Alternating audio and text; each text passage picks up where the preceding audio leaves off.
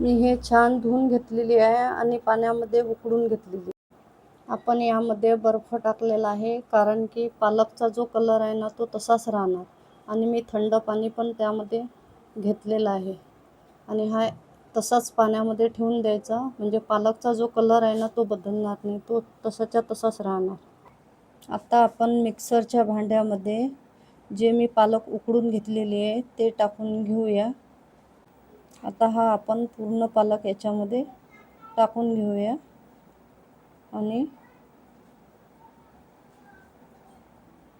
अर्धा वाटी बर्फ टाकूया, त्याने हिरवाच रंग राहणार. आणि 3 मिरच्या टाकूया हिरव्या. आता हे बघा, हे मिक्सरमधून मी काढलेलं पालक बघा किती छान हिरवा रंग दिसत आहे ना. तुम्हाला दाखवते मी चमच्यानं. हे बघा, पूर्ण एकदम हिरवा कलर आलेला आहे. काही मी कलर वगैरे टाकलेला नाही त्याच्यामध्ये, कारण की त्यामध्ये मी बर्फ घातलेला आहे, त्यामुळे तो इतका छान हिरवा कलर आलेला आहे. आता एक आपण बारीक कांदा कापून घेऊया भाजीसाठी.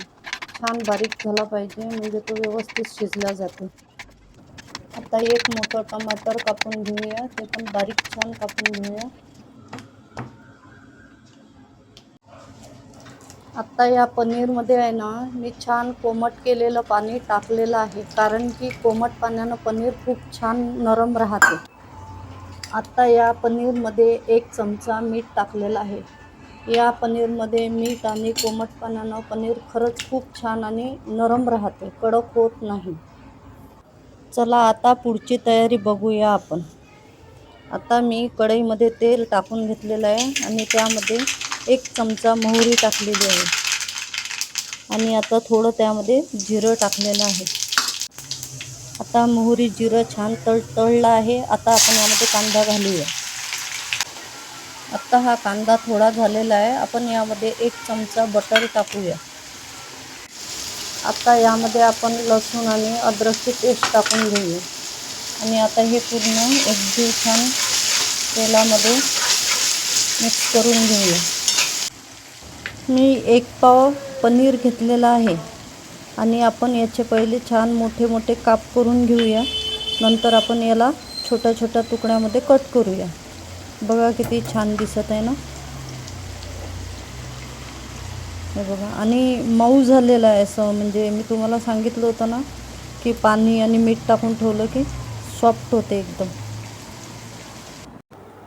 आता आपण आहे ना याचे छोटे छोटे तुकडे करून घेऊया. एकसारखे काप केले ना, हे बघा एकदम इतकं मऊ झालेलं आहे ना. ते मी तुम्हाला सांगितलं ना ते ट्रिक तुम्ही पण वापरा. एकदम म्हणजे सॉफ्ट होऊन जाते. एक बाउल घ्यायचं, त्यामध्ये पनीर टाकून कोमट पाणी टाकून त्यामध्ये मीठ टाकायचं आणि कमीत कमी 10 मिनिटे राहू द्यायचं त्याच्यामध्ये. खूप छान मऊ आणि एकदम असं कापसाच्या बोंडासारखं स्पंज येते त्याला. करून बघा तुम्ही पण. हे बघा, असे एकसारखे काप करून घ्यायचे. आता बघा, हे टोमॅटो कांदा हे सगळं झालेलं आहे. आता यामध्ये आपण काश्मीरी लाल तिखट टाकलेलं आहे. आता तांबडं तिखट टाकूया 1 चमचा. अर्धा चमचा हळद टाकूया. 1 चमचा मीठ टाकूया.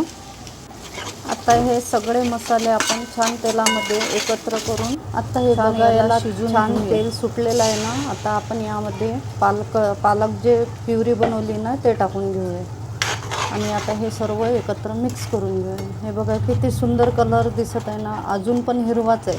आता यामध्ये आपण थोडं पाणी टाकून घेऊया.